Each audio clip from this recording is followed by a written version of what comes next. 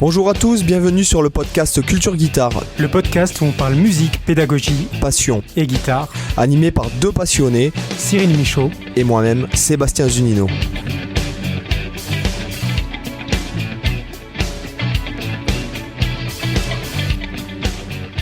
Bonjour à tous les amis, bienvenue dans Culture Guitare. Salut Cyril. Allez, salut Sébastien et bienvenue à tous. On est heureux de vous retrouver pour un nouvel épisode. Super. Alors avant de commencer le sujet, de toute façon vous l'avez vu dans le titre, je tiens déjà à vous remercier tous pour les évaluations iTunes, parce que Cyril, combien on a d'évaluations pour le moment ? Je crois qu'on est à 16 à l'heure où on enregistre. À 16, 5 étoiles, et ça c'est ce et qu'il on nous a faut. quelques commentaires aussi sur iTunes. Ah, ça c'est très très bien, donc je vous appelle directement à l'action. Vous pouvez interagir avec nous puisqu'on a décidé de poster des topics en fait sur la page de Culture Guitare sur Facebook. C'est assez confidentiel pour le moment parce qu'on n'invite pas tous les potes, etc. à liker la page. On veut vraiment que ce soit que les gens qui soient intéressés. Autre chose, il y a la newsletter de Culture Guitare qui est disponible pareil sur la page Facebook. Vous pouvez vous y inscrire, donc pas de spam, on vous envoie juste les sorties de nouveaux épisodes. Pas de promotion, enfin en tout cas si on fait quelque chose avec Cyril, on vous tiendra on vous tiendra informé, mais c'est pas du spam, c'est pas du mailing quotidien. Et encore une fois, je tiens à vous faire un petit appel à l'action. Si vous pouviez nous mettre des évaluations sur iTunes, ça nous arrangerait beaucoup, surtout pour le référencement du podcast qui démarre, il faut le dire, assez fort. Ah oui, carrément, on est franchement super contents. Donc ça motive à continuer et à aller vraiment plus loin. Oui, tout à fait. Aujourd'hui, alors c'est un auditeur fidèle qui nous a suggéré ce topic aujourd'hui. Donc c'est en fait, en gros, vaut-il mieux prendre des cours particuliers ou des cours collectifs ? Ouais. Alors les pour, les contre, etc. Ouais, et puis c'est vrai qu'on en a déjà un petit peu parlé au détour de nos digressions habituelles dans les précédents épisodes. De temps en temps, on parlait, toi tu disais que tu avais enseigné dans le cadre de cours collectifs. Moi, j'avais expliqué la mauvaise expérience que j'avais eue en cours collectif. Je sais pas, tu veux qu'on commence par quoi ? On parle d'abord du cours collectif ou de l'individuel ? Tu as une préférence ? Moi, si je puis me permettre, je vais pas spoiler parce que je vais quand même développer. Et puis, alors, le niveau, ce que j'ai pu constater, de toute façon, je pense que c'est même le problème. Je vais direct digresser, comme tu dis. C'est le problème de même l'éducation nationale, c'est-à-dire que le niveau du cours collectif, c'est le niveau du moins bon. Voilà. Voilà, exactement. Écoutez, merci d'avoir écouté cet épisode et on se retrouve. Mais je vais donner les, parce que bon, il y a pas que ça. Effectivement, il n'y a pas que ça. Donc en fait, voilà, c'est ce que j'ai pu constater. Moi en donnant des cours collectifs.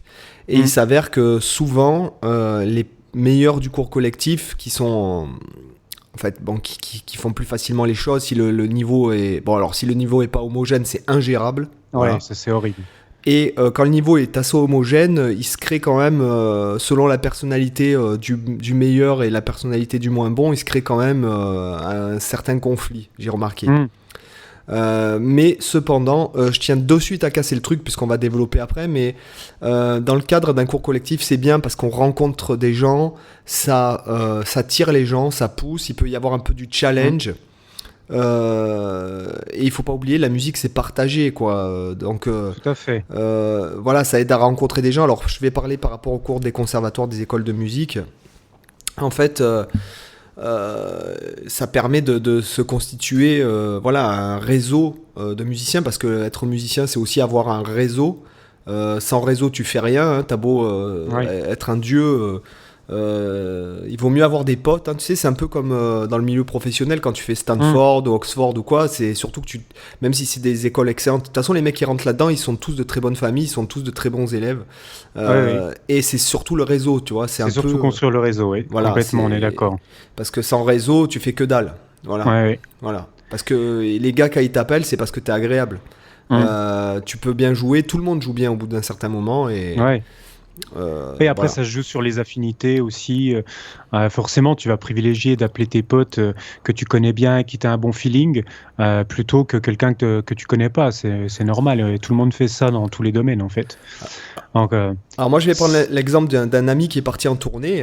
Et moi, un jour, je lui ai demandé pourquoi il prenait tel musicien. Je vais taire les noms de tout le monde et des instruments pour pas que ça ça porte à préjudice au cas où ils entendraient l'épisode, mais je lui dis, mais pourquoi tu prends ce gars? Il me dit, parce que quand on part en tournée avec lui, en fait, on est mort de rire de 8h, de 8h du matin à ce qu'on... Enfin, en fait, on est mort de rire 24h sur 24. Donc, en fait, c'est beaucoup... Même s'il joue moins bien, l'autre, il fait tout le temps la gueule. Donc, il est chiant. C'est une aventure humaine aussi, pas que musicale, quoi. Voilà, c'est ça. À toi. C'est vrai que par rapport aux cours collectifs et aux cours individuels, moi je dirais que ça dépend aussi du contexte et ça dépend de qu'est-ce que tu appelles un cours collectif et qu'est-ce que tu fais dedans. Parce que, tu vois, je prends l'exemple au conservatoire, généralement, quand on a des cours collectifs, tu as les cours collectifs de type, par exemple, tu as plusieurs élèves qui vont se retrouver pour participer au même projet et pour jouer un même morceau, pour jouer une série de morceaux. Donc, dans ce cas-là, tout le monde est là pour étudier le même morceau. Et c'est pas comme toi, le prof qui va apprendre des choses à un élève, après il va prendre un peu de temps avec un autre. C'est vraiment, il y a une visée collective, vraiment globale, où tout le monde est là pour le même but. Donc, dans ce genre de cas, je dirais que le cadre du cours collectif est moins pénalisant, même dans le cas de niveau un peu hétérogène, parce que du coup, le prof peut communiquer de manière globale, même s'il y a toujours un aspect, évidemment individuel, où des fois tu vas donner une direction à un élève plutôt qu'à un autre pour recadrer un petit peu, ou un conseil technique, etc. Mais pour moi, la plus grosse difficulté pour le cours collectif, c'est comme tu disais, quand il y a un niveau hétérogène, et surtout quand c'est un cours collectif qui est pensé comme si on faisait plusieurs cours individuels en même temps. Moi, c'est un peu ça que j'aime pas. C'est plutôt qu'avoir, par exemple, je sais pas, chaque élève que tu vois 1 heure, si tu les regroupes tous dans la même classe, du coup, forcément, tu peux... Déjà, pour l'élève, c'est pas efficace parce que lui, il paye, par exemple, pour avoir un cours d'1 heure. Mais en fait, tu passes pas une réelle heure avec lui parce que tu es obligé de dédier du temps à chaque élève. Donc, imaginons que tu as un cours collectif à 3 élèves. Voilà, là, tu n'as qu'un tiers de temps alors que tu payes pour un temps plein. Et même si je suis d'accord avec ce que tu dis sur le fait qu'il y a quand même la possibilité d'y trouver une inspiration, notamment quand il y a des niveaux hétérogènes, tu peux te dire, waouh, lui il joue vachement bien, c'est stimulant, ça me donne envie d'y aller. Et en même temps, chez certains profils d'élèves, ça peut être intimidant et de se dire le fait qu'il y ait des guitaristes, par exemple, meilleurs autour, le gars ou la nana pourrait se dire ouais, j'ose même pas jouer une seule note sur ma guitare. Et tu vois, ça peut des fois, certains élèves, ça peut les stimuler, d'autres, ça peut complètement les renfermer. Et ce que moi j'ai pu constater, c'est que malheureusement, ça renferme, c'est plutôt le cas où souvent ça renferme les gens. Et du coup, comme tu disais, ça tire au niveau du plus bas, c'est-à-dire que quand c'est vraiment très hétérogène, ceux qui ont un bon niveau n'apprennent rien, et parce que du coup le prof concentre plus son temps sur celui qui a le plus de difficultés, et en même temps ceux qui ont un niveau faible n'apprennent rien non plus parce que à un moment donné le prof peut pas non plus se dédier à 100% qu'à eux parce que il y a aussi les autres qui sont demandeurs. Donc en fait au final quand tu as des niveaux hétérogènes et quand tu penses à mon avis le cours collectif comme plusieurs cours individuels que tu donnes en même temps, à mon avis, personne n'est gagnant. Même pour le prof, c'est compliqué parce qu'il doit sans arrêt switcher, passer d'un problème à un autre. Tu peux être avec un élève qui va avoir un problème d'aller-retour, alors que tu en as un autre, son problème, c'est d'arriver à faire un barré, et puis que l'autre, son problème, c'est qu'il est en train d'essayer d'enchaîner des positions de sweeping. Tu vois, du coup, des trucs qui vont avoir des niveaux d'exigence complètement différents, des conseils complètement différents, et toi, tu dois switcher complètement pédagogiquement, et forcément, tu perds un peu de temps dans ce processus mental-là de passer de te dire, ok, ouais, là, c'est le barré, et puis après, ah oui, là, c'est l'aller-retour. En fait, même pour le prof, c'est pas efficace. Alors, moi, je trouve plus pertinent les approches type masterclass. Ou alors, en tout cas, oui, les approches où tu dis, voilà, par exemple, je propose un cours collectif, c'est ciblé sur telle notion, par exemple, je sais pas, le mode lydien, ou alors l'aller-retour, ou alors apprendre à enchaîner des accords, et tout le monde ne vient que pour ça, et essayer aussi d'homogénéiser un peu les niveaux, parce que du coup, si tu cibles justement une difficulté précise, naturellement, tu vas homogénéiser les niveaux parce que la personne, si tu dis, voilà, je propose un cours collectif sur les accords barrés, forcément, tous les guitaristes qui savent faire des barrés, ils vont pas venir à ton cours. Donc naturellement, ça filtre et ça te permet d'avoir un niveau plus homogène et plus précis. Alors là, oui, après, quand même, j'ai un peu cassé l'ambiance au tout début. Mais je vais te dire que ça m'est arrivé donc de donner des cours, à l'époque où je donnais des cours dans un magasin de musique. Bon, ils étaient quand même classés, donc il y avait trois petites nénettes là. Alors je sais pas, je pense pas qu'elle continue à faire de la guitare. Les deux Marjolaine et je me souviens plus comment elle s'appelait la troisième. Bref, elles s'éclataient, on rigolait, on a bien déliré. Elles ont super bien progressé toutes les trois. Il y avait une homogénéité déjà parce que c'était trois filles du même âge. Oui. Elles sont devenues amies d'ailleurs par la suite. Ouais. Elles étaient douées et bosseuses toutes les trois, vachement assidues, parce que bon, il faut pas se le voir, les gars, les femmes sont beaucoup plus assidues que nous, beaucoup plus focus, quoi, je dirais. Et donc c'était cool, en fait, en plus on délirait bien. Après j'ai eu des ados, pareil, là c'était bonnard. Tout ça, mais ça m'est arrivé d'avoir une disparité, surtout dans la progression en fait. Voilà, Ouais. c'est-à-dire que quand je les classais, bon, je les prenais par 3 maximum. Quand ce Ouais. sont des enfants, j'ai eu, parce que j'ai vraiment, à une époque, je donnais, il y a longtemps, il y a au moins, maintenant ça doit faire plus de 15 ans maintenant, je pense.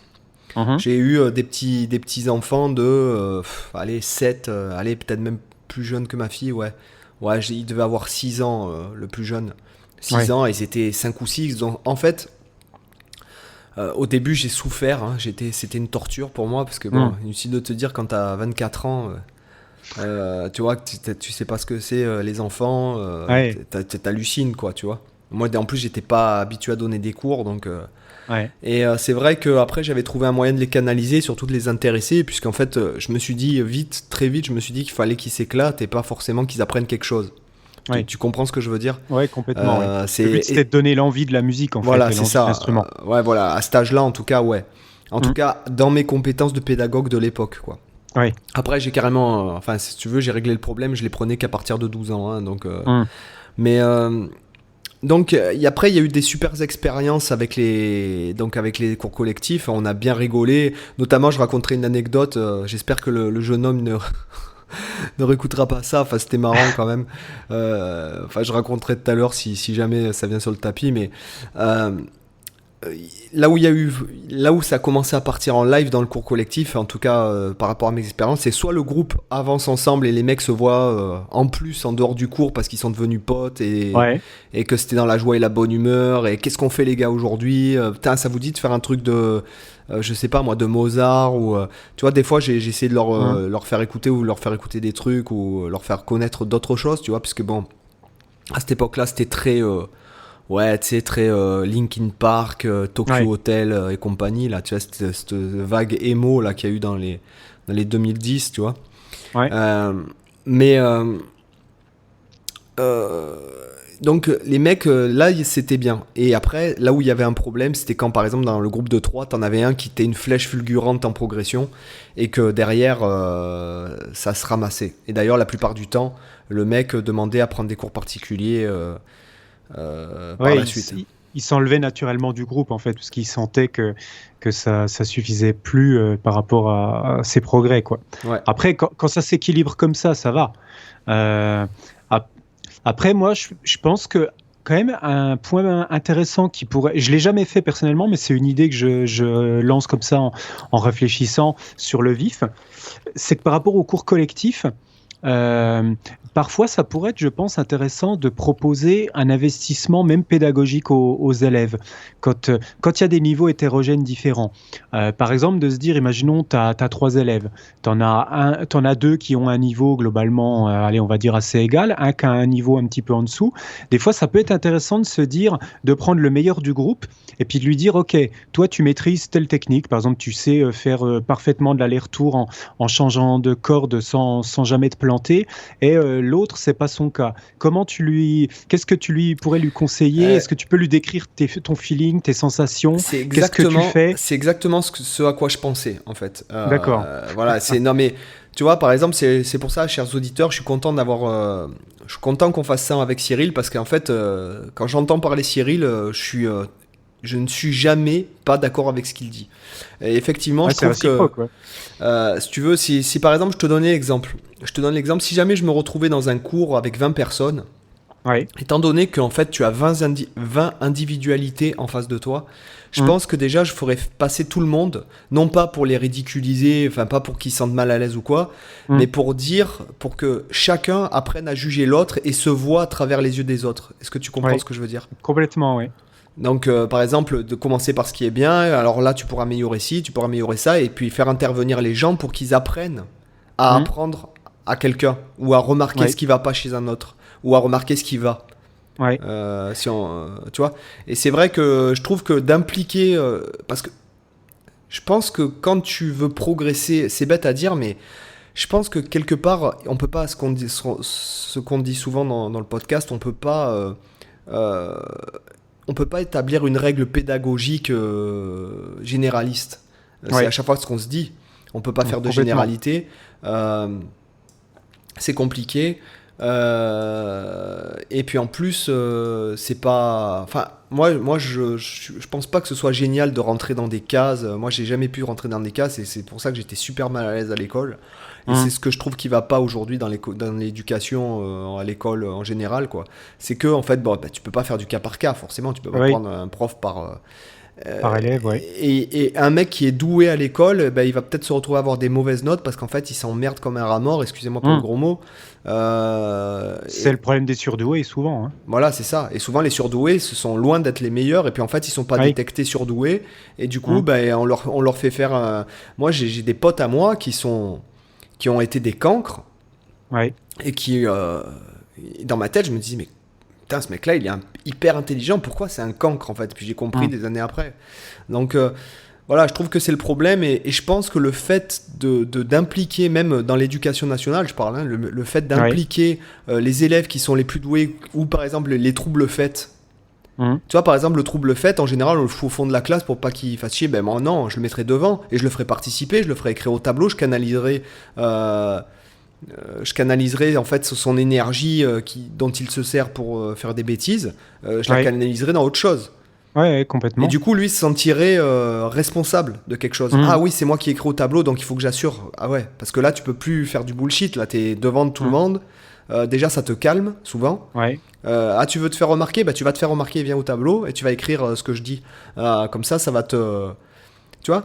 Donc, en fait, moi, je pense que c'est plus comme ça qu'il faudrait agir, plutôt que de dire de toute façon lui il fait que des conneries, je le mets au fond de la classe comme ça il m'emmerde pas. Ben non, t'es pas là pour tu vois, t'es pas là pour venir juste prendre ton salaire, quoi. C'est une vocation, l'enseignement, donc tu vois ce que je veux dire. C'est-à-dire d'impliquer les élèves en fait dans la pédagogie directement pour qu'ils apprennent à devenir pédagogues envers eux-mêmes. Oui, justement, ce que tu viens de dire là, la dernière phrase, c'est exactement ce que je pense, parce que je pense qu'on a tous les deux fait cette expérience-là, que le fait d'enseigner une notion à quelqu'un, en fait, ça apprend pas des choses qu'à celui à qui tu enseignes, ça t'apprend aussi à toi. Oui, c'est vrai. Parce que ça t'aide à aller des fois plus profondément sur la notion que tu es en train de transmettre. Parce que généralement, toi, quand tu apprends un truc à la guitare ou dans la musique en général, tu fais des tonnes de raccourcis par rapport à des connaissances que tu as déjà, par rapport à des besoins que tu as, par rapport à des facilités. Et des fois, il y a des choses où tu passes pas par tous les chemins possibles, où tu fais en gros... tu apprends aussi par la façon qui est la plus naturelle pour toi. Ça peut être par le visuel, par l'auditif, etc. Et par contre, quand tu enseignes, tu dois trouver ce qui marche le mieux pour la personne en face, et tu dois essayer de vulgariser au maximum la chose pour que ça soit facilement compréhensible, qu'il puisse facilement intégrer à son jeu. Et du coup, ça t'amène à réfléchir un peu à des contextes ou à des approches que tu aurais peut-être jamais approché toi si tu t'étais contenté juste de jouer pour toi et de pas forcément chercher à expliquer à quelqu'un. Et des fois même, ça peut être intéressant quand tu galères sur un truc, à des fois essayer de l'expliquer à quelqu'un d'autre, parce que des fois ça permet d'arriver à comprendre où tu galères, parce que quand tu es obligé, je sais pas, une technique que tu maîtrises pas encore, imaginons, je prends un guitariste qui aurait du mal avec l'aller-retour et qui essaie d'expliquer le concept d'aller-retour à quelqu'un d'autre, en l'expliquant, peut-être qu'au départ il va savoir que lui il galère, mais sans trop savoir exactement où ça coince, et peut-être qu'en l'expliquant Parce qu'il sera obligé de détailler les gestes, d'expliquer qu'est-ce qu'il faut faire, de décomposer en fait la technique. En décomposant, il va peut-être se rendre compte, ah tiens, en fait, c'est sur cette étape-là que moi je galère. Et il en prendra peut-être conscience du fait de devoir l'enseigner. Je suis encore, bon, c'est pas nouveau, c'est pas un scoop, mais non, du coup, vu ce que j'ai dit, et puis vu, là on est au combienième épisode, là, Cyril, au 6e, 7e C'est le 8e. Ah, le 8e déjà. En fait, ce que je dis toujours à mes élèves, aux personnes que j'ai sur Skype, je leur dis, vous savez les gars, il se passe un truc, c'est que je te dis quelque chose, tu me crois parce que moi je suis le prof. Tu comprends pas ce que je dis, mais tu me crois parce que je suis le prof. Il y a une question psychologique, de hiérarchie, on va dire. C'est ça. Après, je lui dis, tu commences à comprendre, tu commences à entrevoir ce que je te dis. Ah ouais, bon, c'est un peu flou, mais je commence à voir la silhouette de ce que tu m'expliques. T'es en voiture, et là tu dis, ah mais oui, d'accord. Et souvent, t'as pas la guitare dans les mains, à ce moment-là. Ah ouais, d'accord, ça y est, j'ai compris ce qu'il me dit. T'as vraiment inclus ce que je te dis, 4e étape, et 5e étape, tu l'expliques à quelqu'un, et voire tu l'expliques à 10 personnes différentes qui n'ont pas du tout la même façon de penser, et là, t'as vraiment compris le truc. Ouais, là, tu formalises, et du coup, ça devient vraiment puissamment ancré, quoi. Voilà, c'est ça. Et c'est pour ça que je trouve que, tu vois, j'avais pas forcément cet avis quand j'étais plus jeune, mais c'est vrai que la pédagogie, je trouve dans les métiers de passion, la transmission, je trouve que c'est vraiment, c'est vraiment sain. Tu vois, le fait mais même sans parler d'une personne qui aurait pas d'expérience, c'est-à-dire quand je dis ça, c'est par exemple une personne qui serait musicienne à haut niveau et qui serait pas forcément habituée à donner des cours. Le fait qu'ils transmettent même une opinion, ou je pense à des gars vraiment connus qui ont un niveau absolument astronomique, et qui est notamment un avec qui j'ai fait un masterclass, qui n'était pas du tout pédagogue, on va dire, au sens terre à terre du terme. C'est-à-dire que, par exemple, j'ai fait un masterclass avec Sylvain Luc, et notamment, c'était un cours collectif. Bon, déjà, le premier jour où je suis arrivé, je suis le seul à avoir sorti ma guitare, et les mecs, quand je sors ma guitare dans la salle, il n'était pas encore là, Sylvain Luc. Il y a des mecs qui se retournent, ils me disent, mais tu vas jouer ? Je dis un peu, je vais faire un masterclass avec Sylvain Luc, un peu que je vais jouer, quoi, tu vois. Et en fait, si tu veux, là par exemple dans le masterclass, déjà le premier jour, je crois qu'il y avait 9 personnes en moins, parce qu'en fait, ils s'attendaient à ce que le mec il te dise, ah oui, moi en fait sur un accord mineur 7 bémol, je joue ça, et qu'il t'écrive des gammes au tableau, des tablatures, mais en fait, ce qu'il a raconté, moi je vais te dire un truc, j'ai joué avec lui pendant 2 jours en fait, puisque du coup j'en ai profité, j'ai carrément mis la chaise à côté de lui, j'étais branché sur son ampli. J'ai dit, personne veut jouer, tiens, moi je vais me gargariser si je peux me permettre. Profiter. Tu l'as monopolisé. Voilà, et en fait, le mec a tiré des trucs de moi que aucun prof n'aurait pu m'expliquer. Simplement par, en fait, parce que quand tu joues, par exemple, il te dit, vas-y, improvise un morceau. Devant lui, quoi, devant Sylvain Luc, quoi. Sylvain Luc, c'est Sylvain Luc. Enfin, je veux dire, c'est pas Dédé, tu vois. Tu vois ce que je veux dire. Et là, je te dis que t'es obligé de mettre tes balls sur la table, quoi, tu vois. Et en fait, et là, tu fais un pain, tu sais, genre comme si tu cafouillais, tu sais, avec ta bouche, mais tu fais un pain avec la guitare, et là tu te reprends et il te dit non, pars du pain. Et en fait, et lui il t'explique et il te montre. Et après, toi, il te fait développer, et là il te passe la main et il te fait développer. Tu vois, il a sorti de moi des choses qui n'étaient jamais sorties auparavant. Et je vais te dire un truc, je crois que j'ai pris il a réussi à faire sortir tout ce que j'ai accumulé pendant des années, dont j'arrivais pas à me resservir. Et en fait, c'est après que j'ai commencé mon vlog. C'est T'as une sorte de déclic, en fait. Ah ouais, je te dis, dans ma vie guitaristique, il y a eu un avant Sylvain Luc et un après Sylvain Luc. Voilà. Donc en fait, si tu veux, même si le gars n'était pas forcément le prof terre à terre, ou dans le sens littéral du terme, qui t'aurait écrit le plan B12 au tableau en tablature, le gars, si tu veux, il apporte autre chose dans la pédagogie, tu vois. Ouais, complètement. Voilà. Et après, t'as pas besoin d'être un pédagogue officiel, genre avec des diplômes ou des choses comme ça. De toute façon, pour avoir des choses intéressantes à transmettre. Et certains, du coup, vont avoir une approche qui est plus,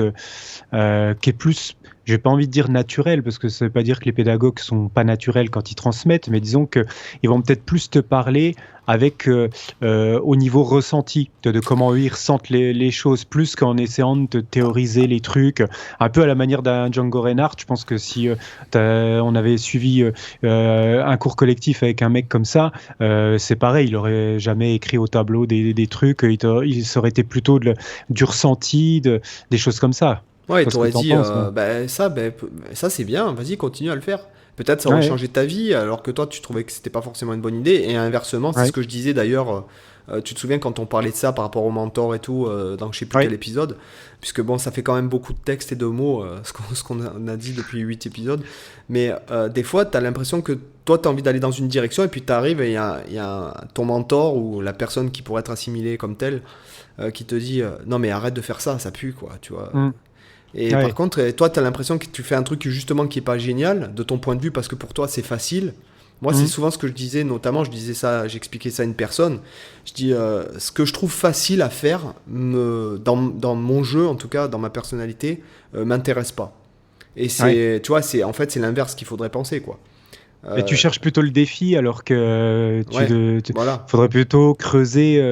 Ouais, Dans je tes, vois ce que tu veux dans tes dire. Ouais, facilités, en fait. ouais, Et tu vois, je trouve que c'est, voilà, comme on disait, je crois on disait ça, tu ne t'entends jamais aussi bien que dans les oreilles des autres. Et je pense que c'est pareil, vrai. pareil, dans une classe, des gens qui seraient pas forcément dans la pédagogie ou qui n'auraient pas l'habitude de driver des gens, le fait qu'ils te remarquent un truc, ils pourraient te dire, ouais, ben en fait là, regarde, il met son doigt comme ça, c'est vachement intéressant. Ah ben ouais, j'avais pas remarqué, tiens, ouais, tu vois. Mm. Enfin, ou il fait ce tel truc qui sonne bien, ou tu vois.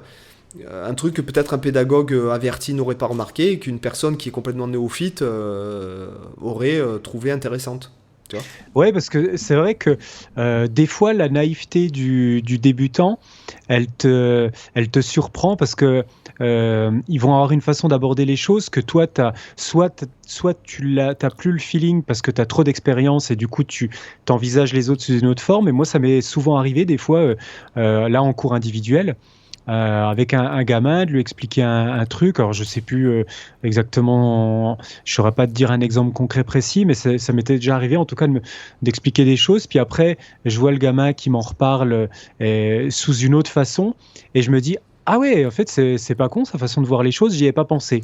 Et, tu vois, c'est des cas, ou alors des fois qui te posent une question, qui t'oblige aussi à réfléchir en te disant, ah ouais, j'avais jamais réfléchi s'il pouvait y avoir un lien entre ça ou ça, Ah, tu vois? alors du vécu complet, un jour, donc forcément, pour apprendre un peu le nom des notes sur le manche aux élèves, je leur dis, bon, bah, vous avez do, ré, mi, fa, sol, la, si, do. Je dis ça vite, hein, Ouais, excusez-moi, pour pas qu'on perde 2 heures. Donc je leur dis, vous avez do, ré, mi, fa, sol, la, si, do. Vous avez un ton entre toutes les notes, sauf entre mi et fa et si et do. Et le minot, ouais. il me fait, ah ben oui, après les notes en i, en fait. Oui. Ben oui, il a raison, il a raison. Tu vois? Et tu sais que j'y ai jamais pensé non plus, en fait. Bah, tu vois? Tu vois, du coup, Tu vois le minot? comme Merci. quoi, ouais. Alors, je me souviens plus de son On le, prénom, mais il était on le adorable. remercie, on le salue. Il était adorable. Il doit être post-ado maintenant, hein, Ouais, facile, hein. ouais, Parce que quand je l'ai eu, il avait, je sais pas, une dizaine d'années. Donc, ouais. il a peut-être 25 ans, il est peut-être marié avec des gosses maintenant, le gars. Tu vois, mais et là tu vois, je suis tombé, tu sais, un peu comme dans Nicky Larson quand le mec il comprend un truc avec Ah tu oui. sais, le décor qui change et tout derrière, tu sais. Le Voilà, petit oiseau, le petit ouais, corbeau ouais, qui passe en arrière-plan. c'est ça. Ou alors le minot qui dit, bah vous savez, ouais, ça s'appelle un chromatisme. Mais pourquoi chromatique? Pourquoi chromatisme? Ouais. Et là tu fais et là tu te dis, putain, tu rentres chez toi, tu te sens Ouais. honteux, quoi. Tu vois, tu te dis, mais ah bah oui, chromatique comme couleur, ben bien sûr, tu vois. Ouais, Donc puis, en fait, des fois, c'est aussi le piège, parce que le piège, effectivement, tu vois, sur l'exemple que tu donnes, parce qu'en fait, il y a des termes, des fois, qui sont tellement ancré. euh, ancrés et tellement Ouais, utilisés, tellement tout le temps, que des fois, tu remets même pas en question, ou tu cherches même pas à te poser la question des fois d'où vient ce mot-là. C'est juste que tu l'as intériorisé comme un mot de vocabulaire et tu t'es jamais posé la question pourquoi on appelait ça comme ça, tu vois. Pour toi, c'est naturel. Et après, mais ça, les gamins, c'est vrai que c'est souvent qu'ils vont te poser une question ultra spécifique sur un truc arbitraire comme ça que toi, tu n'aurais jamais cherché à aller voir d'où ça vient. Et ils sont spécialistes pour ça. Plus ils sont petits, plus ils sont spécialistes là-dessus. Donc voilà, c'est là que c'est intéressant, moi je dis, de transmettre. Ouais. Voilà. Et après, bon là, c'est vrai qu'on a beaucoup parlé du cours collectif parce qu'en fait, je l'ai cassé direct. Et au final, voilà, au final, ça peut être une expérience enrichissante pour tout le monde aussi, quoi. Voilà. Oui, bah, du coup, c'est vrai que moi, en tout cas, de mon point de vue, voilà, comme je disais, c'est une question de contexte, quoi. Et c'est vrai que pour moi, le cours collectif le plus valorisant, je pense que c'est quand même le contexte de masterclass ou le contexte de projet commun, l'un ou l'autre. Et oui, mais après, le truc, c'est que encore une fois, on va redire la même chose comme à chaque fois, mais tout dépend du contexte aussi. Comme tu dis, dans le cas d'un masterclass, quand tu te retrouves que c'est une genre de conférence. Et on va dire qu'on va parler comme ça, que c'est une conférence en fait où tu es censé avoir en face de toi des gens qui sont quand même qui sont pas des débutants complets, tu vois. Que quand tu as des ados, que tu des petits enfants, que c'est des femmes ou enfin des filles ou des garçons ou des femmes ou des hommes, parce que pareil, moi je me suis retrouvé dans un cours collectif mixte avec des femmes. À un moment donné, ça s'est transformé en c'était un safari pour moi, quoi, tous les mardis soirs, tu vois, genre qu'est-ce qui va. Alors t'as le mec qui fait le mâle dominant qui veut se taper celle qui a les plus gros seins, t'as l'autre qui en fait plus ou moins le souffre-douleur, t'as l'autre qui lui il est indépendant et qu'il vient de parler pour 20 centimes. Ah oui, mais je comprends pas, il y a un cours collectif à côté qui est à 24,80 € et le tien il est à 25 €. Et là tu regardes. Va à côté. C'est ce que je lui dis. Va à côté alors. Ouais. Et là, le mec, il a rien dit et puis il m'a plus jamais rien. Non, mais tu te dis, et quand je te dis ça, quand je dis 20 centimes, j'exagère pas. Attention, je tiens bien à dire que je fais pas le Marseillais à l'inverse. C'est-à-dire que le mec, il m'a sorti ça. Il m'a dit, ouais, il y a une autre école qui fait des cours. Et en plus, c'est pas moi qui gère le pognon. En plus, moi, j'étais juste intervenant. Et le mec, il me dit, ouais, il y a un cours à 24,80 €. Et le tien, il est à 25 €. Ben, je lui dis, va à côté alors. Et puis, enfin. Ouais, là, ça sort. T'as des X-Men. Ouais. Là, on pourrait faire même. On va faire l'épisode. Cyril, on va faire l'épisode élèves X-Men. C'est-à-dire, en fait, les élèves, mais tu vois, vraiment qui te font halluciner complet. Où moi, je pourrais même raconter 2-3 anecdotes, mais c'est même plus croustillante. C'est dégoulinante, quoi. Voilà, c'est dégoulinante. Donc, ça pourrait être marrant de se le faire, ça. Ah, du coup, les auditeurs, dites-nous si vous voulez qu'on fasse cet épisode X-Men, élève X-Men. Mettez un commentaire sur la page Facebook et sur et 5 étoiles. iTunes. 5 étoiles. En même temps que vous mettez 5 étoiles, vous dites oui, je veux l'épisode élève X-Men. Voilà. Et croyez-moi sur parole, je peux vous dire qu'il sera épisode anthologique. On sera même plus dans. On va être totalement dans le putaclic. C'est-à-dire que ça ne sera même plus de la guitare ni de la pédagogie, ce sera du divertissement pour vous, les amis. On va appeler ça je donne un cours de guitare, ça tourne mal, lol.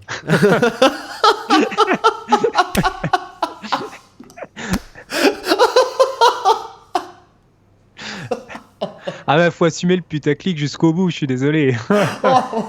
Dommage on fera une miniature spéciale. Oui, c'est ça. Avec bien les contours détourés, des émoticônes. Une flèche rouge. On mettra une image qui n'a rien à voir. Spéciale dédicace. Voilà. Donc, ouais. On mettra une image avec une nénette avec des gros seins.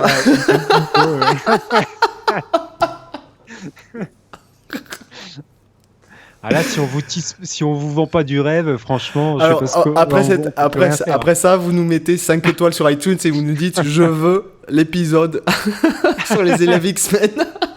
Après avoir mis les 5 étoiles. Ouais. D'accord. Donc, et avoir liké la page Facebook aussi, comme ça, voilà. Et donc, pour plus sérieusement, je sais pas si je vais réussir à retrouver mon sérieux. J'ai les larmes aux yeux et tout. Donc, je sais même plus sur quoi on était. Ah oui, les cours collectifs.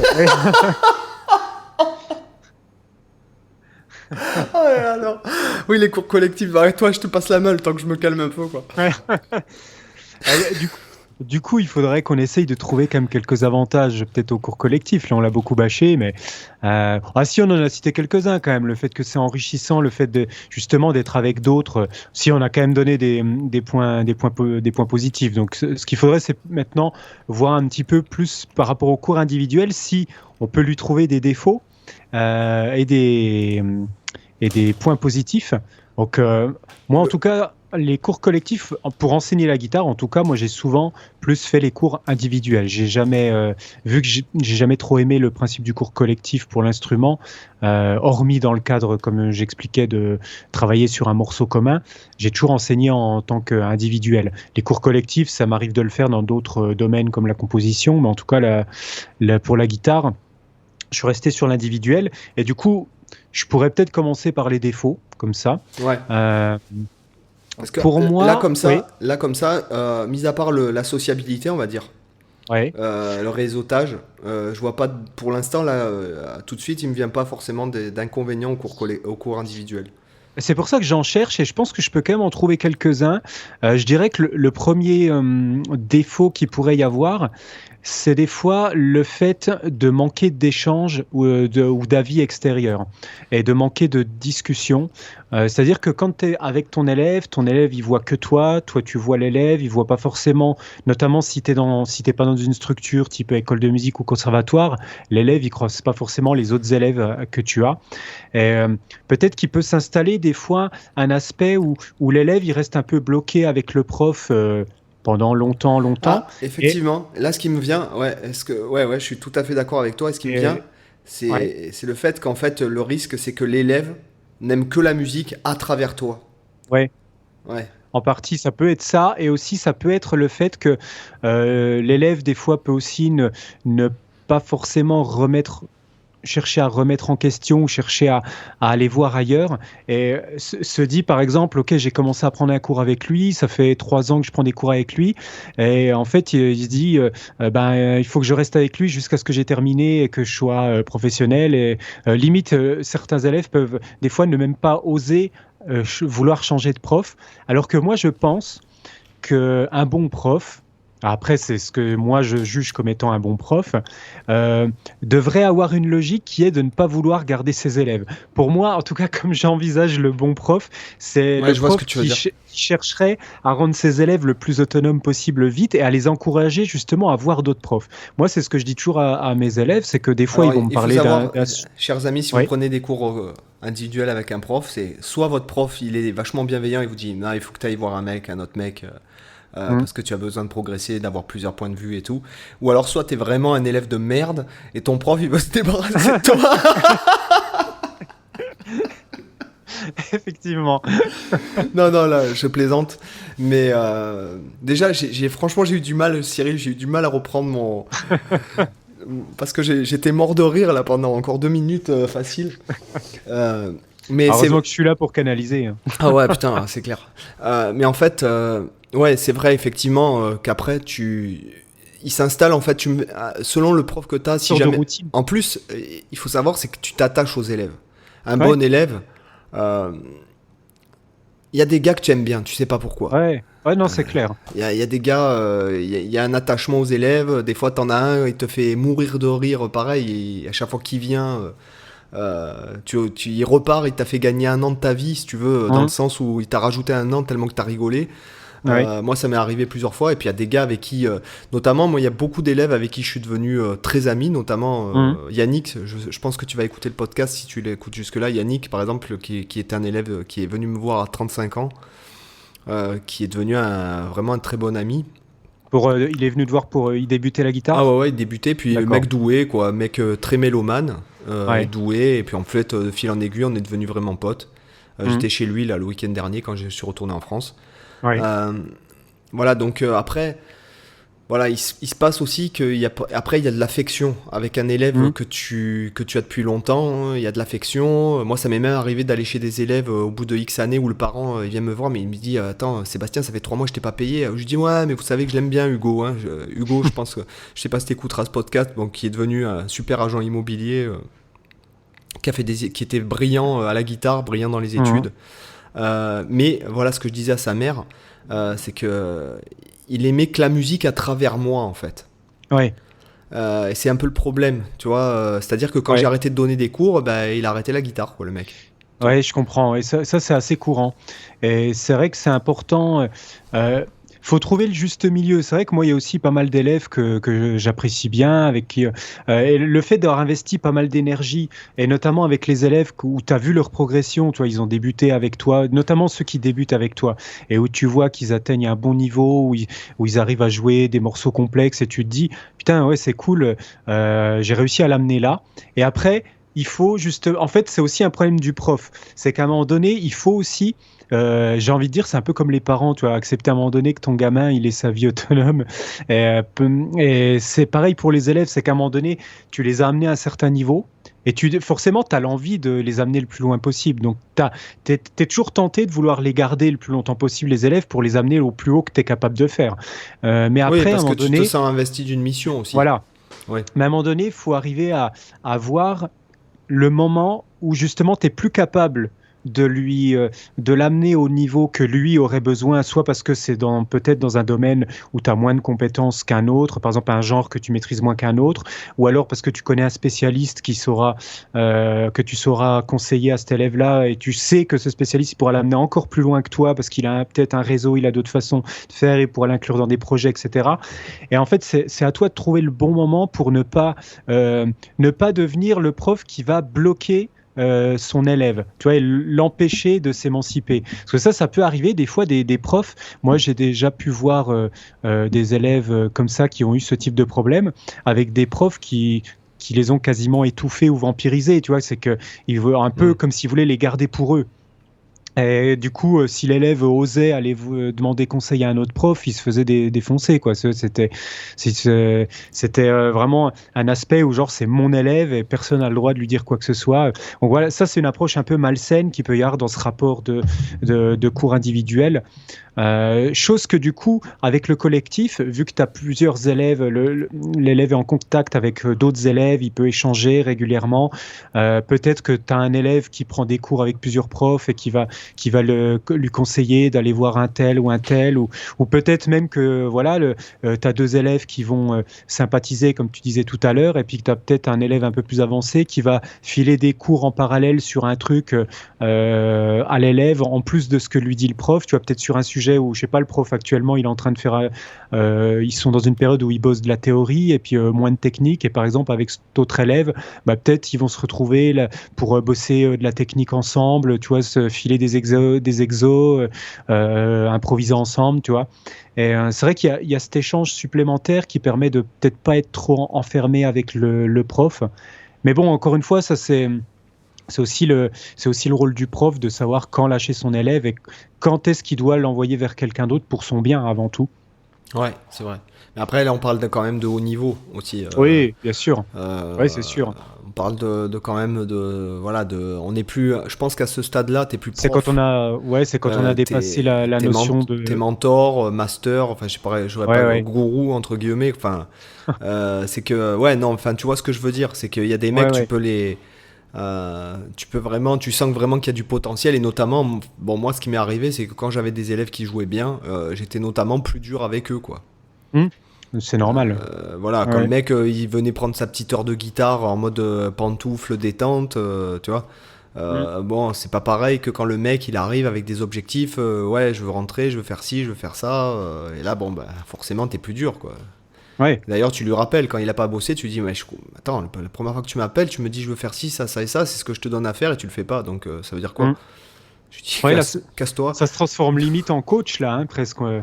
Bah, à un moment donné, je pense qu'il y a des gens qui ont besoin de tu vois, moi j'ai toujours été super cool, délire et tout, machin, tu vois, y a pas de problème. Mais après, Ouais. bon, tu bosses, le mec tu lui dis, je lui dis, bah t'as pas bossé, Hmm. on peut rien faire. Ouais. Je vais pas te faire bosser maintenant, donc je lui dis, moi je vais prendre un café, et toi tu dégages. Bon, je faisais pas payer le mec, hein, mais Hmm. je lui dis, bah, la prochaine fois, si t'as travaillé comme ça, autant que t'annules le cours direct, quoi, tu vois. Et je t'assure que les deux fois où ça m'est arrivé avec deux personnes différentes, parce que c'est vrai, Ouais. ça m'a énervé, si tu veux. En plus, quand je donnais de façon industrielle les cours, tu sais, à la fin de la journée, Ouais. quand tu t'es tapé 12 heures de cours dans la journée, enfin que t'es à la 10e heure et que le mec il se pointe et qu'il a pas bossé, t'as envie de l'éclater, quoi. Tu dis, Ouais, c'est clair. enfin, tu viens pour bosser, t'es pas un débutant pour qui je vais apprendre un morceau de AC/DC ou voilà, t'es là pour apprendre un truc, tu vois. Complètement. Voilà. D'ailleurs, moi, ça m'est arrivé de me faire scalper plus d'une fois en cours, hein, avec notamment le prof dont je parle souvent. Ouais. Et ça m'a fait du bien, hein. Je t'assure que notamment, j'ai remarqué un truc. Alors ça, c'est le problème c'est mon attrait maléfique, je dirais, pour reprendre les paroles du Seigneur Elrond dans Le Seigneur des Anneaux. C'est le fait que, en fait, les choses que j'ai le mieux assimilées, c'était après m'être fait scalper par mon prof. Voilà. Tu vois. Ouais, parce que du coup, ça fait une sorte d'électrochoc en fait, un petit peu. Puis ça place un marqueur, quoi. Ouais. Ouais. Ça passe une barrière, une limite, où là j'ai mis un orteil en dehors de la limite, je me suis vite fait recadrer. Du coup, tu t'en souviens après, là je pourrais te citer exactement, j'arriverai à retrouver l'ambiance et même de la lumière et tout ces jours-là, quoi. Et de savoir exactement quel exercice, de quoi il s'agit. Ça m'étonne pas, ouais. Tu vois. Ouais, ça reste vraiment ancré et après, forcément, t'as pas envie de revivre ça sur les cours d'après, donc tu te bouges les fesses pour. Et puis c'est pas ça, bosser, c'est que quand le prof prend pas beaucoup d'élèves et que tu sens que si jamais il te dit dégage, tu perds quand même une sacrée valeur ajoutée du prof, quoi. Donc en fait, là tu te dis non, je vais pas jouer avec la limite. Voilà. Ouais. Ça m'est arrivé 3 fois en 3 ans avec ce prof-là. Voilà. Et à chaque fois, ça portait sur la même chose. Donc, c'est ce que je dis souvent dans les formations, c'est la transposition sur les 12 demi-tons. Soit de phrases, soit de standards. Voilà. Transposition des 12 demi-tons. Et du coup, de ton côté, est-ce que tu vois d'autres défauts au cours individuel, du coup, à part ce qu'on a dit là? Pas vraiment. C'est difficile, hein. Je cherche aussi en même temps, là, tu vois. Mais... Moi, je dirais que le principal problème pour une personne qui serait intermédiaire et jeune, c'est le fait que la personne, ou non, que tu l'aies eu débutant et que tu l'amènes notamment, je vais reparler d'Hugo. Bon, je pense pas qu'il écouterait le podcast. S'il écoute, je l'embrasse. Mais notamment cet élève-là, donc, qui était très brillant à l'école. Je l'ai eu plusieurs années, facilement 6 ans ou 7 ans. Et du coup, je l'ai eu du premier jour de guitare jusqu'à vraiment le gars jouer tous les morceaux de Queen avaient les solos, tous les morceaux de Guns N' Roses avaient les solos. Et en fait, le gars était vraiment bosseur, sérieux et puis même doué pour la musique. Hein. De toute façon, je pense qu'il était doué pour tout. Et puis j'avais une relation fraternelle avec lui, tu sais, comme un grand frère un petit peu, tu vois. Oui. Et notamment, après, un jour, j'ai discuté avec sa mère qui s'appelle Valérie. D'ailleurs, je pense pas qu'elle écoute un jour, mais je lui ai dit, j'ai l'impression le problème avec Hugo, c'est qu'il aime que la musique à travers moi. Et si tu veux, ça me frustrait dans un sens, quoi. Parce qu'en fait, tu savais que si ça s'arrête, voilà, lui, ça s'arrête avec, quoi. Et ça n'a pas loupé. D'ailleurs, je lui avais filé ma première guitare, tu vois, pour te dire, comme j'étais attaché à lui. Tu vois. Effectivement. Ouais, voilà, donc c'est vrai que j'en ai eu comme ça. J'ai eu une petite Noémie aussi, donc je l'ai eu petite. Et puis elle a pris des cours pendant, je sais pas combien, au moins 4 ou 5 ans, je l'ai eu. Et pareil, alors petite jeune fille mignonne, tu vois, qui se faisait des solos de Dire Straits, qui était capable, tu vois, qui était vraiment, pareil, hyper assidue, etc. Et puis elle a continué, maintenant elle fait du piano. Et je sais qu'elle fait toujours de la guitare, elle fait du pole dance aussi, je l'ai vu sur Instagram, là, elle fait des trucs de pole, enfin bon bref. Donc ça, elle a continué quand même, tu vois, par exemple. Je pense à ces 2 élèves parce que j'ai eu un rapport affectif avec eux, tu vois. Je les ai eus du premier jour de guitare et puis après j'ai réussi à les passionner pour ça, tu vois. Donc voilà. Mais par exemple, sinon je vois pas trop de... et après tu peux ne pas convenir à l'élève, voilà, on va dire c'est le simple. Oui, là c'est des questions de personnalité, d'affinité humaine, quoi, là, ce stade. Mais ça, à la limite, c'est un défaut qui est aussi valable pour le cours collectif. Oui, donc oui, tout à fait. C'est peut-être pas propre à l'individuel. Oui, tout à fait. Mais après, tu sais, il se passe un truc, c'est que je me souviens d'une dame qui était venue prendre, elle a pris 2 ou 3 cours avec moi en individuel. Et moi, bon, mais moi je suis nature, quoi, tu vois. Je suis assez, enfin, comment dire, je suis assez transparent, on va dire. quand je parle, quand j'explique. Et je sais qu'en fait, elle a arrêté les cours. Bon, elle m'a pas dit pourquoi, et elle a récupéré un pote à moi. Ouais. Bon, parce que après c'est un réseau, tu connais tout le monde forcément. Et puis alors, elle m'a dit, mon pote me dit un jour, il me dit, ah ouais, tu te souviens de cette fille et tout ça, machin. Et j'ai dit, ah bah oui, elle est venue 2-3 fois. Puis après, elle a arrêté. Elle me dit, ouais, parce qu'en fait, elle m'a dit que tu lui convenais pas, parce que en fait, ça, il m'a dit, qu'est-ce qu'il m'avait dit? Enfin bref, que en fait, j'étais trop je pense que j'étais trop exigeant, ou tu vois, elle voulait faire.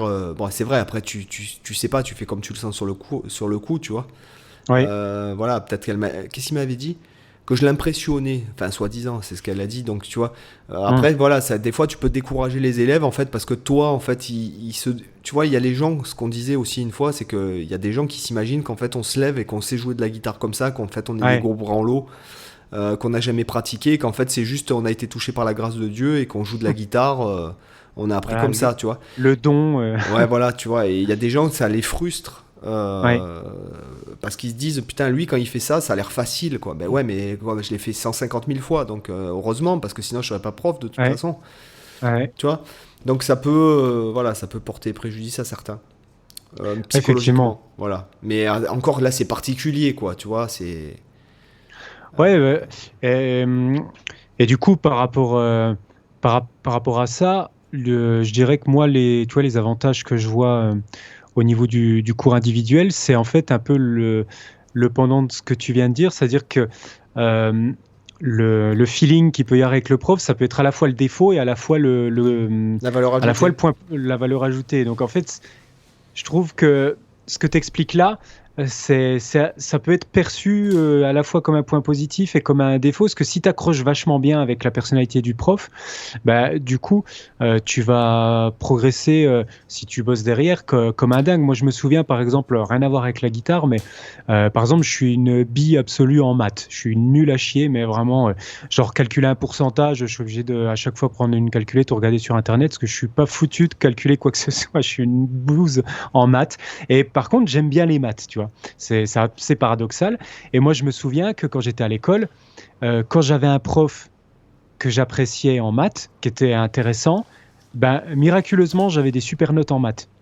Ouais, et dès que j'avais un connard ou quelqu'un qui était complètement inintéressant, je pense que j'étais nul à chier. Tu peux reporter ça sur toutes les matières. Hein. Oui, d'ailleurs, on se l'est déjà dit dans le podcast, quand t'as dans l'année. Moi, ça m'est arrivé d'avoir une prof de philo passionnante. Parce que moi je suis quand même allé jusqu'à la terminale niveau études, même si j'ai pas eu le bac. Ouais, j'ai vraiment déconné, quoi.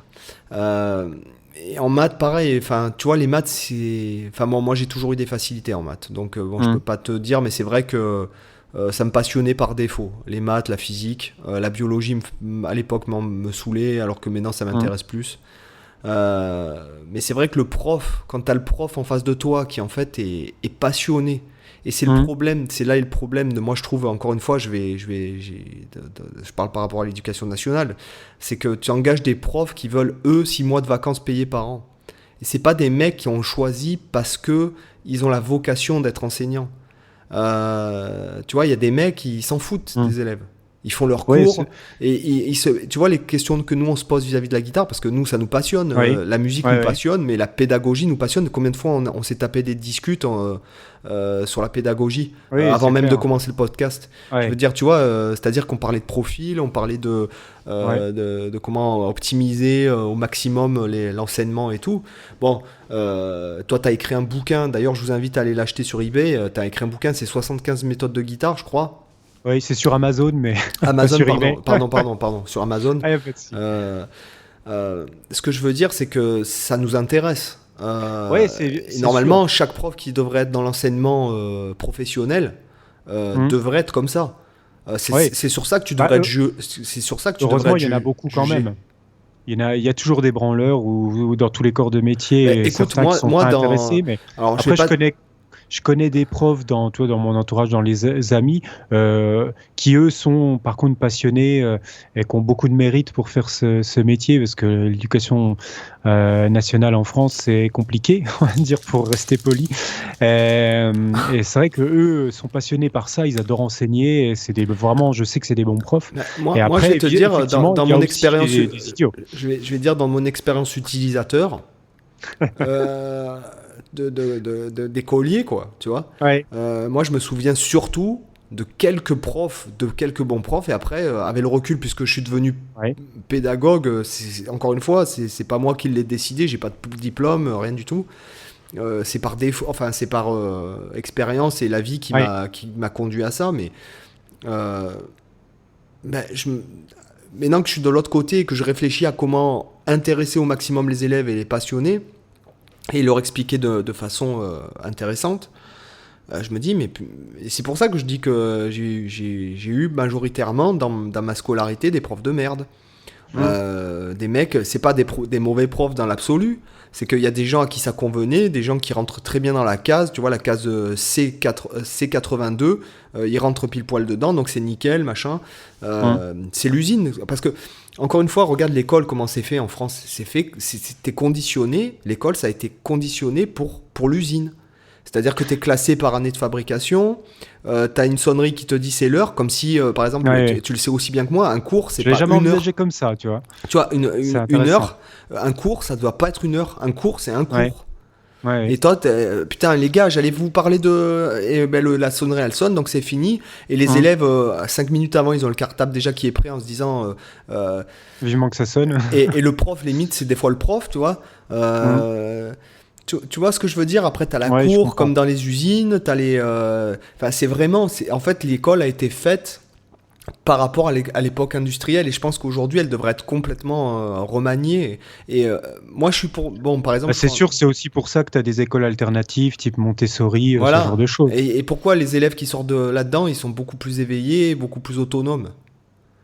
Tu vois, c'est qu'à un moment donné, rien que le conditionnement... Moi, j'encourage mes enfants, ce que je vais dire, c'est très outsider, mais j'encourage mes enfants à dépasser la limite quand ils colorisent, si tu veux. Tu vois, psychologie, enfin c'est une métaphore, tu vois. Je vois, pour eux, l'histoire de sortir du cadre, quoi. Voilà, c'est ça. Moi, par exemple, mes enfants, ma fille notamment, bon, moi je les observe beaucoup et j'essaie de les éveiller au maximum. Bon, ils sont complètement bilingues, mes enfants, donc ça c'est déjà ça c'est déjà bien, un bon point fort. Voilà, ils sont totalement bilingues. Moi, j'essaie de leur parler. Bon, déjà, on écoute de la musique toute la journée, et puis on écoute vraiment de tout. Moi, je pratique beaucoup, etc., etc. Donc, il y a des instruments, il y a plein de choses. Déjà, ça éveille vachement, si tu veux. Oui, c'est clair. Et tu vois, ma grande fille qui a 8 ans, je lui dis, tu vois, chérie, je m'en fous de tes notes, quoi. Moi, j'en ai rien à foutre. Tu peux avoir une mauvaise note. Si tu t'es donné à fond, c'est pas grave. Si tu as travaillé, c'est pas grave. Moi, ce que je veux, c'est que tu sois autonome. Voilà, autonome. Ça veut dire que je te dis, j'ai pas besoin de te dire fais tes devoirs. J'ai pas besoin de passer derrière pour voir si tu as fait tout ce qu'il fallait. Et quelque part, je vais te dire ce que je vais dire, il y a certaines personnes qui vont vouloir me brûler vif, sûrement, après avoir dit ça. Mais à 19 ans, enfin à 17 ans, ou je sais pas quand est-ce qu'elle aura son bac, si elle sait pas ce qu'elle veut faire, je préférais qu'elle me dise papa, j'ai envie de partir faire le tour du monde, plutôt que d'aller à la fac pour aller à la fac dans je ne sais pas quoi pour tester 4 premières années tu vois, moi je vois par exemple par rapport à l'expatriation, puisque bon, je suis parti de France, je vois le bien que ça a fait à mon cerveau alors que j'avais 38 ans. Là, je vais avoir 40 ans. Là, on est en 2020 pour ceux qui écouteraient dans 3 ans le podcast. Là, on est en 2020. Je vais avoir 40 ans à la fin de l'année. Je suis arrivé ici en 2018. Je vais vous dire un truc. Moi, pour mon cerveau, le fait de vivre à l'étranger, ça m'a fait progresser dans tout. Dans l'ouverture d'esprit, dans le fait de casser les frontières, en fait, rien que de passer. Et pourtant, l'Espagne, c'est pas loin. Je suis à 10 heures de là où j'habite. Je suis à 10 heures de bagnole de là où j'habitais avant. Et j'y vais comme ça, tu vois, en pichenette, tu vois. déjà, ça t'ouvre l'esprit, quoi. D'entendre parler, par exemple, quand je suis retourné en France C'est le sûr que week-end dernier. tu as complètement changé de culture, donc ça joue beaucoup Ça reste sur... méditerranéen, on n'est pas en Asie non plus, tu vois, quand même, Ouais, néanmoins. mais malgré tout, la culture propre d'un pays change beaucoup, même s'ils sont proches. Toi, les habitudes, que ce soit même au niveau des horaires, au niveau de la nourriture, au niveau Moi, de l'histoire même du pays. j'étais plus dans les horaires espagnols déjà de base. Ouais. Moi, j'y suis aussi pas mal.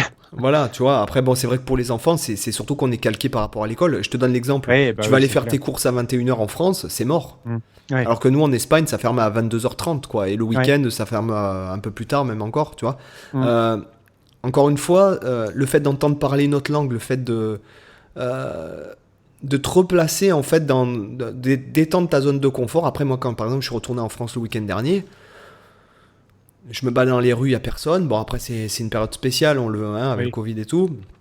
D'entendre parler déjà les gens français à côté, ça me choquait, quoi. Tu vois, alors que j'ai l'habitude d'entendre parler espagnol, parce que les Espagnols sont beaucoup plus exubérants. Ils sont beaucoup plus ouverts. Je te donne l'exemple, par exemple, tu vas dans un manche debout en Espagne, tu connais personne, à la fin de la soirée, tu t'es fait 15 potes, quoi, tu vois. Donc en France, les gens ne se parlent pas et tout. Tu vois, à un moment donné, on faisait la queue avec mon ami là, pour aller boire un verre. Enfin, on faisait la queue, on attendait qu'une place se libère. Et à un moment donné, il y a un autre couple qui arrive en même temps. Ben, on leur dit, écoutez, nous on s'assit sur ce banc et vous vous asseyez en face. Ah non, tu vois, quoi. Tu veux pas parler, tu vois. En plus, on peut aborder des sujets. Enfin, je sais pas, tu peux rencontrer des gens vachement intéressants. Tu t'enrichis aussi par. Tu vois, et je trouve que c'est dommage, quoi. Tu vois, et quand j'étais en France, j'avais beaucoup plus cet esprit-là de dire, tu vois, le mec.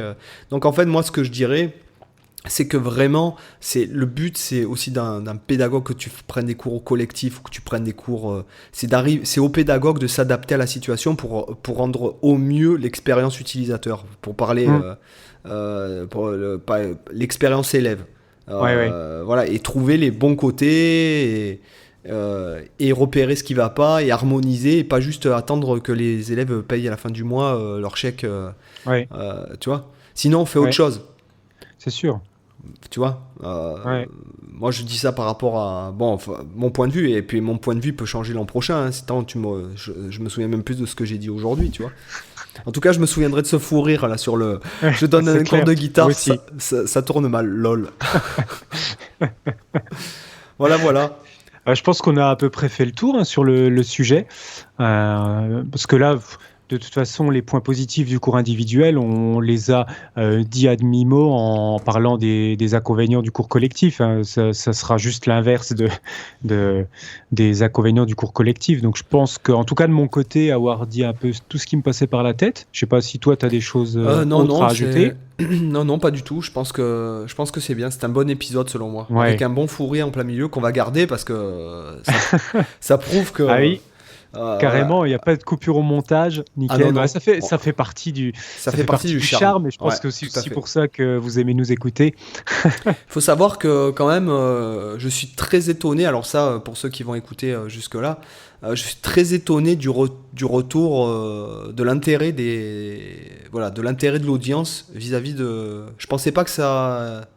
Tu pensais qu'on aurait moins d'écoute, tu veux dire ? Ah oui, beaucoup. Ouais. Moi, je m'attendais à ce qu'on ait, je sais pas moi, une 50aine d'écoutes par épisode, quoi. À ce stade-là. Je sais pas combien on en est aujourd'hui, j'ai pas les stats. On est entre... enfin, c'est pas mal, quoi. On est entre 300 et 500 écoutes par épisode. Ah ouais, effectivement, pas mal. Voilà, donc je suis vraiment étonné, quoi, tu vois. Je suis vraiment... voilà, donc c'est pour ça qu'on va. Bon, pour nous, on s'est dit que déjà on allait continuer parce qu'on s'éclate, nous aussi. Ah oui, c'est clair. Tu vois, moi, ça m'avait manqué parce que là, ça faisait un petit bout de temps qu'on n'avait pas pu enregistrer. Et là, je suis vraiment content de pouvoir reprendre. C'est un peu le moment. Moi, ce que j'aime bien avec les podcasts, et je pense que c'est pour ça aussi qu'on l'a fait ensemble et qu'on n'a pas fait genre un podcast chacun dans son coin. Même si moi, j'avais commencé à faire au début de ma chaîne YouTube des podcasts seul, mais c'est vrai que j'avais pas le même. le même attrait, la même énergie que dans les podcasts qu'on fait ensemble. Et en fait, à la fois, ça me plaît parce que ça permet de partager avec les auditeurs, de raconter un peu au travers de nos anecdotes, nos vécus, nos expériences, nos réflexions. Mais en même temps, ça m'apprend aussi des choses, tu vois. Le fait de voir ta vision sur certains aspects, ça me donne des idées. Même des fois, quand on parle guitare, comme sur le précédent podcast que je te disais tout à l'heure, quand tu parlais du Hammer from Nowhere, du coup, moi, je suis en train de le travailler maintenant pour essayer de trouver des phrasés intéressants avec ça. D'ailleurs, je vais en faire des vidéos, je pense, bientôt. Je prépare des choses par rapport à ça. Et du coup, c'est vachement enrichissant. Et du coup, moi, personnellement, ça me motive vachement à continuer ce podcast. Ouais, moi, pareil. Moi, j'ai ressenti, parce que j'ai fait deux interviews, dont une où en fait la personne, je partagerai sur ma page tout ça, où la personne m'a demandé de comment mon mindset ou mon process quand je donnais un cours ou quand j'avais un élève. Et en fait, je lui ai donné un cours plus ou moins filmé, quoi. Ouais. Et c'est vrai que je remarque que le podcast m'a fait progresser je suis plus sûr de moi dans certaines choses. Et dans l'explication tu vois, du truc, quoi. Parce qu'il me demandait, je crois, et c'est là que et en fait, c'est sorti spontanément, mais je suis sûr que c'est grâce au podcast, si tu veux. Il m'a demandé, et il me fait, c'est quoi la première chose que tu fais quand tu as un élève, en fait. Ouais. Et qui vient te voir, et je lui dis, la première chose que je fais, c'est que on voit ce qu'il fait et on l'optimise, en fait. On optimise ce qu'il fait déjà. C'est bien dit ça, oui. Tu vois, et je suis sûr que c'est grâce au podcast, parce que c'est vrai. En fait, quand tu as un élève au tout début, tu cherches à savoir ce qu'il connaît, là où il a des lacunes, avant de lui apprendre quelque chose, alors que tu n'es même pas sûr de la base. Tu vois ce que je veux dire ? Complètement. Et c'est vrai que le fait de discuter de ça, et j'espère que, notamment, il y a Xavier, donc je tiens à le dire Xavier, parce qu'il intervient souvent dans les topics sur la page Facebook.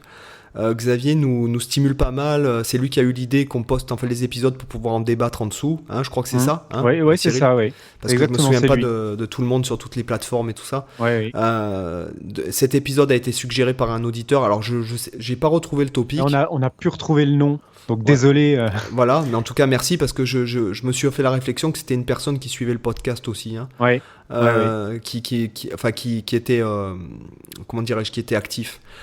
Donc c'est vraiment c'est hyper intéressant, et le fait que Xavier ait proposé justement qu'on débatte dans les commentaires, ça nous apprend, parce que peut-être qu'il y a des profs de guitare qui écoutent ça, peut-être qu'il y a des élèves, peut-être qu'il y a des musiciens professionnels, je ne sais pas encore. Peut-être qu'il y a des gens qui ne sont pas forcément guitaristes et qui jouent d'un autre instrument, et c'est aussi intéressant. Ouais, tout à fait. Vrai que... Il y a une dame qui nous a laissé un commentaire là, qui ses enfants sont au conservatoire. Son conservatoire, oui. Très intéressant son commentaire. D'ailleurs, je lui ai répondu. C'est vrai que du coup, c'est vachement intéressant, parce que ça nous permet de découvrir des profils de personnes qui ont vraiment des vécus également comme pour nous, hein, complètement différents, qui ont des approches différentes. Et ça nourrit aussi les idées. C'est vrai que les échanges, les idées, elles viennent pas que des échanges qu'on peut avoir entre pédagogues ou entre guitaristes, etc. Les idées, elles viennent aussi même des échanges qu'on peut avoir avec un pur débutant. C'est aussi intéressant que ce qu'on peut avoir avec un pédagogue. Ça se place sur un autre niveau, simplement, un autre contexte, mais en tout cas, ça enrichit. Et un autre truc que je voulais dire aussi, ah mince, je me souviens plus ce que j'allais dire. Peut-être ça me reviendra, peut-être, ou je le dirai dans un autre épisode. Ouais. Mais voilà, le fait, c'est toujours pareil, c'est le fait d'échanger, ça nous fait tous progresser, quoi. Oui, complètement. Voilà. Donc sur ce, les amis, je pense que on pourrait dire que c'est la fin de l'épisode, Cyril, tu penses ou pas ? Ah oui, je pense qu'on peut conclure là-dessus. Alors les amis, il est venu, même si on a déjà fait 2-3 fois l'appel à l'action, je vous le redis, n'hésitez pas à nous laisser un commentaire en fait sur iTunes, parce que je crois qu'on ne peut laisser des commentaires que sur iTunes. Oui, il me semble, oui. J'ai pas regardé si on était sur Google ou pas. Cyril, t'as jeté un œil ou pas ? Google Podcast, il me semble que tu m'avais dit qu'on était dessus, non ? Ah, Tu je m'avais sais- pas dit qu'il a... Ah, je t'avoue que je sais plus, là. Ouais, je suis perdu. Faudra qu'on vérifie en On a off. tellement de boulot, il faut qu'on dise à Ouais. l'audience quand même, aux auditeurs que ça, en ce Ah, moment c'est la folie. c'est complicado. Si, Mm. parce que voilà, et j'ai jamais eu autant de boulot. Pourtant je me lève très tôt le matin, je bosse et tout, et j'arrive pas à venir à bout de tout mon travail parce qu'à chaque Mm. fois que je finis quelque chose, ils s'en rajoutent derrière. Donc les amis. Ne vous inquiétez pas, on vous lit, on est aware et on sait que ça nous fait du bien aussi que vous nous disiez, que vous nous laissiez des commentaires. Alors si vous pouvez nous laisser 5 étoiles sur iTunes, ça serait Oui. vraiment formidable. Vous sauvez une baleine dans le monde quand vous laissez 5 étoiles sur iTunes et que vous nous laissez un commentaire, quoi. Sachez-le. Et vous sauvez même une deuxième baleine si vous nous mettez un commentaire pour réclamer l'épisode des élèves X-Men. Ah ouais, ouais. Alors, Et vous sauvez une troisième baleine si jamais vous partagez sur les groupes Facebook où il y a beaucoup de monde, voilà, des groupes où nous on va plus parce qu'à force ça devient trop, chronophage, ouais. Ouais, Facebook, moi j'essaye d'éviter Facebook, alors je suis obligé d'être sur Facebook. Tu vois, hier j'ai mis un Ouais. post parce que je me suis pris 2-3 réflexions. Tu sais, j'ai mis un post parce que je me suis pris 2-3 réflexions par rapport au fait que j'ai perdu du poids. Donc des mecs qui m'ont demandé Ah, si oui. j'avais le Covid ou un cancer ou que si je prenais Ouais. des Ah oui, produits stupéfiants. c'est pour ça que tu as mis ça. Ok, je me posais la question. Ouais. Voilà, ouais, tu Ok. vois, et je trouve Ouais. que Facebook devient, en tout cas dans nos cas à nous, puisqu'on est des créateurs de contenu professionnels, hein, on peut le dire comme ça, Mhm. dans notre cas à nous, on se doit d'avoir une page Facebook et faire vivre ce réseau social, mais ça devient très chronophage et en même temps un petit peu vénéneux, voire toxique, quoi, tu vois. Ouais. Voilà, parce qu'il y a des gens, tu te dis, ils ont rien à foutre, d'autre à foutre que faire du trolling sur Ouais. Facebook, et là tu te dis, là c'est bon, j'arrête, il faut que je Bah, me décolle, là, tu vois. Après, il y a pire, il y a Twitter. Ouais, mais Twitter, moi, tu vois, par exemple, je m'en sers de cette façon-là, c'est-à-dire que quand je m'intéresse à un sujet, je suis des gars qui m'amènent à d'autres gars.